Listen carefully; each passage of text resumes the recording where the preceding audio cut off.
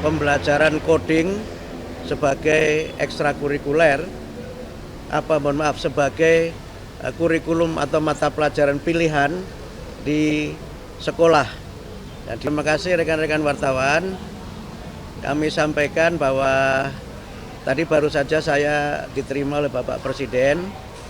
Kami menyampaikan beberapa hal yang berkait dengan kebijakan Kementerian Pendidikan Dasar dan Menengah dan juga beberapa kegiatan yang kami akan laksanakan dalam waktu dekat. Yang pertama, kami akan menyelenggarakan puncak peringatan Hari Guru Nasional 2024 yang insya Allah diselenggarakan tanggal 28 November jam 3 sampai jam 5 di Velodrome Rawamangun. Dan kami tadi menyampaikan kesediaan Bapak Presiden untuk dapat membuka dan memberikan pengarahan dalam acara Puncak Hari Guru Nasional 2024 dengan tema Guru Hebat Indonesia Kuat.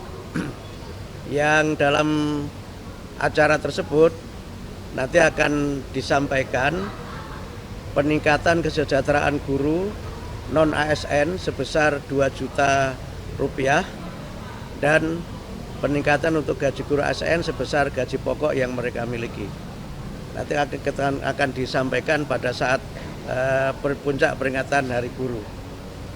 Kemudian yang kedua, kami menyampaikan terkait dengan beberapa yang menjadi kebijakan kami untuk pembelajaran coding sebagai ekstrakurikuler, sebagai kurikulum atau mata pelajaran pilihan di sekolah. Yang dimulai dari sekolah dasar, mungkin nanti kita akan kaji apakah mulai dari kelas 4 atau seterusnya, dan itu bisa kita selenggarakan sebagai bagian dari materi pelajaran pilihan di sekolah. Dan Pak Presiden sangat mendukung untuk pembelajaran coding di sekolah. Kemudian yang ketiga, ini yang mungkin sangat ditunggu oleh teman-teman wartawan terkait dengan PPDB zonasi. Tadi kami bahas secara khusus dengan Bapak Presiden. Kami menyampaikan hasil-hasil kajian yang sudah kami lakukan dengan para kepala dinas pendidikan di seluruh Indonesia beberapa waktu yang lalu, dan juga kajian para pakar dan juga audiensi kami dengan beberapa stakeholder penyelenggara pendidikan. Nah, intinya terkait dengan PPDB, Pak Presiden meminta atau menugaskan kami untuk memperdalam kembali kajian pelaksanaannya, dan nanti keputusan terkait dengan pelaksanaan PPDB akan dibahas secara khusus dalam sidang kabinet. Jadi sekarang kami masih memperdalam kembali kajian tentang PPDB zonasi, dan nanti hasilnya akan kami sampaikan kepada Bapak Presiden dan keputusannya akan ditetapkan dalam sidang kabinet. Saya kira demikian dapat kami sampaikan. Terima kasih. Ya.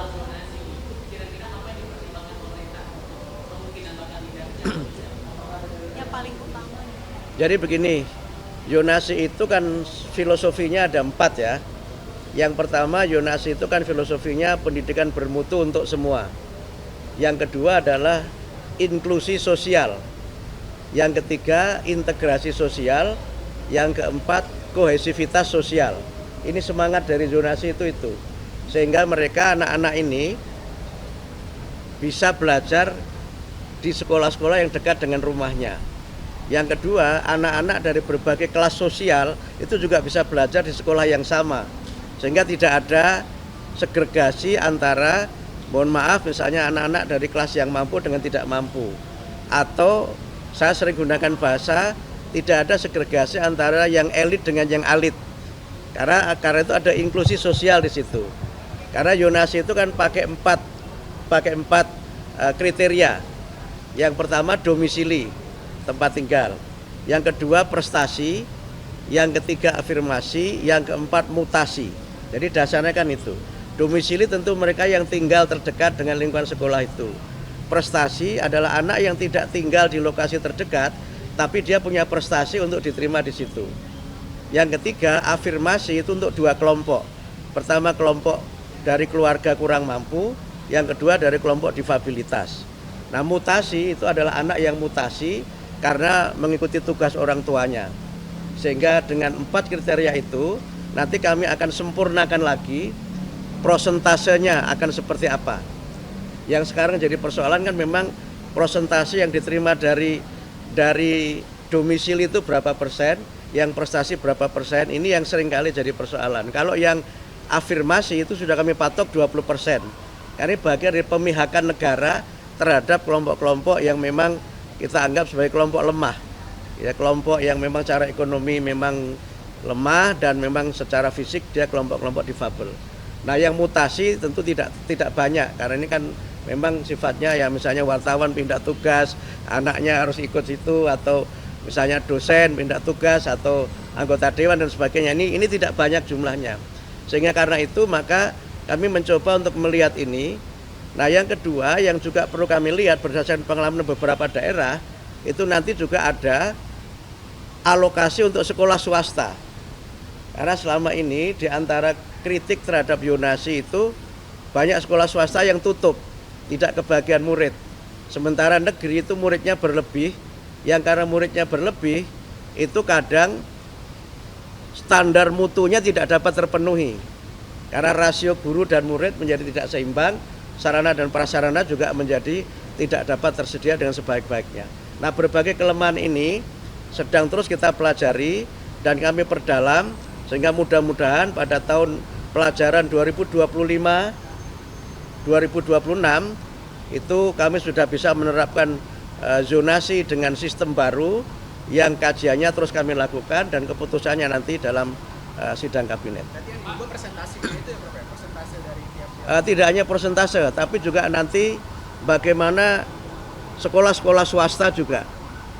Sekolah-sekolah swasta itu kalau pengaruh beberapa daerah itu kan ada yang kemudian disubsidi. Nah, tapi ini sangat bergantung dari kemampuan pemerintah daerah. Ada juga yang misalnya negeri dibatasi tapi swastanya dilihat akreditasinya.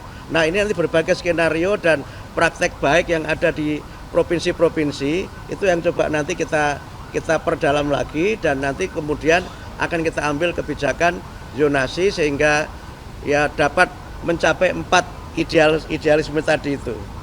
Pendidikan bermutu untuk semua, kemudian integrasi, inklusi dan kohesi sosial. Jadi artinya ini zonasi akan dilanjutkan tapi dengan beberapa perbaikan gitu.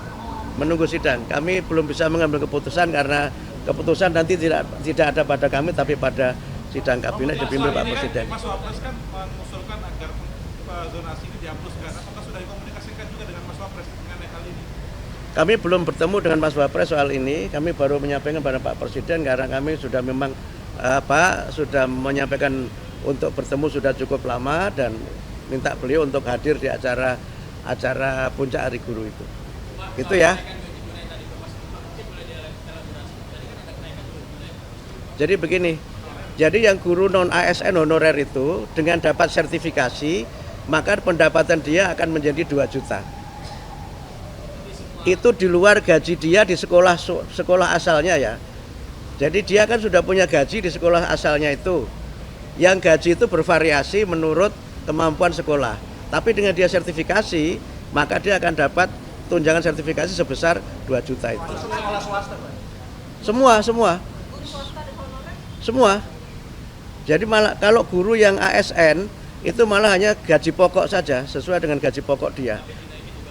Yes, gaji pokoknya sesuai dengan gaji pokok dia, 1 kali gaji pokok. Yang gaji pokok itu tentu berbeda sesuai dengan kepangkatan dan sebagainya. Berarti nggak berubah ya untuk ASN itu nggak berubah berarti sesuai gaji pokok kan? ASN-nya naik tapi kenaikannya sesuai gaji pokok. Saya nggak tahu gaji pokoknya berapa, saya nggak tahu. Berarti yang guru swasta itu harus ikut sertifikasi dulu baru bisa naik. Ya. Jadi peningkatan kesejahteraan ini juga nanti mengikuti peningkatan kualifikasi. Gitu. Jadi karena dia kan sudah dapat sertifikasi, dia harus ikut PPG. Nah, PPG itu kan pelatihan untuk bagaimana guru yang sudah memenuhi kualifikasi D4 atau S1 itu meningkat kualifikasinya sesuai amanat undang-undang kan harus punya kualifikasi. Yang dengan kualifikasi itu dia punya sertifikasi. Dengan dapat sertifikasi maka dia dapat tunjangan sertifikasi. Jadi clear ya. Jadi bentuknya tunjangan kesejahteraan melalui sertifikasi. Ya kalau pendapatnya meningkat masa kualitasnya nggak meningkat. Jadi kira-kira begitu. Guru PNS itu kenaikan gaji sesuai dengan gaji pokok. 2025. Januari, Pak. Teorinya Januari kan tahun anggaran dimulai Januari. Tapi realisasinya nanti tergantung dari bagaimana pencairan dana dari Kementerian Keuangan.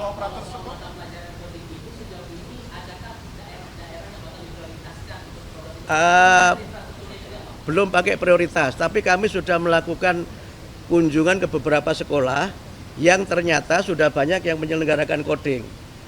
Saya ke Medan, di Jakarta beberapa tempat, bahkan tadi juga baru saja ada acara, malah ada gerakan perempuan untuk pengembangan coding di sekolah itu. Nah ternyata coding itu variasinya ada 3. Pertama ada coding yang dia online, yang dia memang internet based. Yang kedua ada coding yang dia unplug, yang dia tidak pakai internet, tapi ada paketnya yang sudah khusus. Yang ketiga ada coding yang unplug dan tidak ada paket khusus, tapi berupa alat-alat permainan yang bisa dikembangkan sendiri. Sehingga dengan variasi ini kami melihat di lapangan prakteknya coding itu diselenggarakan dalam 2 mata pelajaran. Yang dia online itu di mata pelajaran teknik informatika. Tapi yang tidak itu bisa di mata pelajaran keterampilan. Sehingga dia bisa saja coding ini tidak menambah mata pelajaran, hanya merubah isi mata pelajaran yang sudah ada. Nah, dengan cara begitu maka kami mungkin tidak perlu menambah guru, tapi hanya melatih guru yang mengajar coding. Gitu.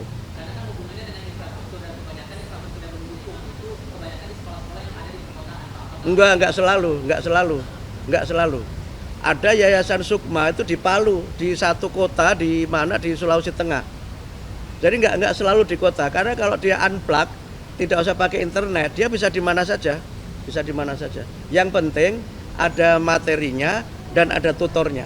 Yang penting itu. Pak, ini mengenai kenaikan kesejahteraan Pak untuk operator sekolah dan tenaga pendidikan juga termasuk dalam pembahasan nggak Pak? Itu belum yang termasuk yang nanti, tapi kami usulkan itu untuk mudah-mudahan bisa diakomodir dari usulan kami untuk peningkatan tambahan anggaran di kementerian. Tapi yang sekarang disetujui DPR, yang sudah diketok beberapa waktu yang lalu, itu belum termasuk itu. Tapi termasuk kami usulkan untuk tambahan anggaran yang mudah-mudahan nanti bisa disetujui oleh DPR. Ini guru-guru termasuk yang di madrasah juga Pak? Yang Kemenak Belum. Yang di Kemenak belum. Kami sudah ketemu dengan Menteri Agama, tetapi untuk yang Kemenak itu belum karena belum masuk kuota di tahun 2025 ini. Jadi yang 600.606 guru itu semuanya guru yang mengajar di sekolah. Yang untuk Kemenak nanti kami hitung lagi dan kami matangkan lagi karena ini menyangkut skema anggaran lintas kementerian. Itu ya. Terima kasih ya. Terima kasih.